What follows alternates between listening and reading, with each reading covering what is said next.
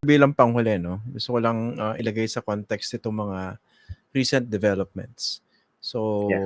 ayan, nagsampa kayo ng kaso against sa Pulong Duterte, et al. Tapos previously, nagsampa kayo ng kaso against Duterte and Bongo.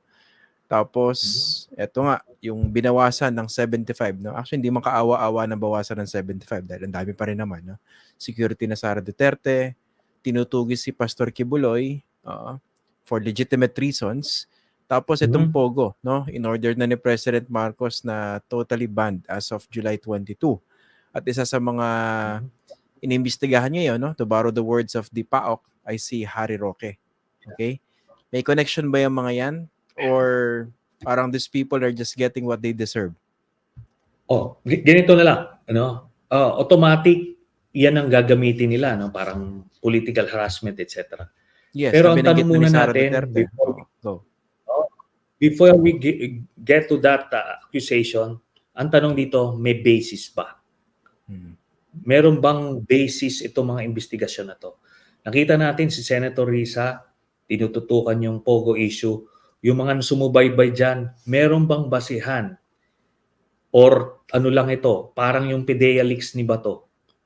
Mako-compare mo di ba?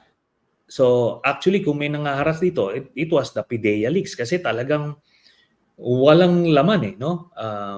Walang kalaman-laman, pilit na pilit. Ito naririnig nila, nakikita nila evidence, kaliwat kanan. Narinig natin yung EJK hearings, no, doon sa House.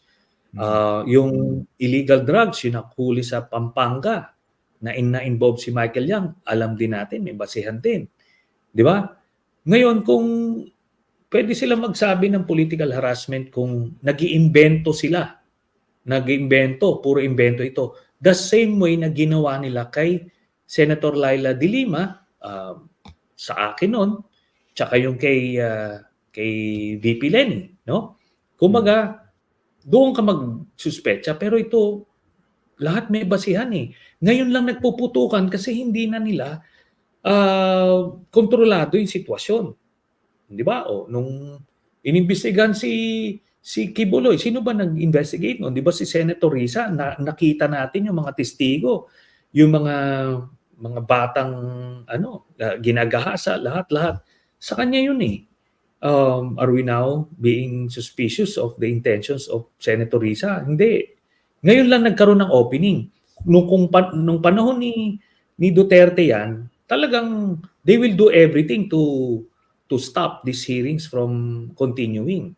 Pero ngayon di na, wala nang pumipigil So naglabasan talaga yung mga anomalyang ginawa nila.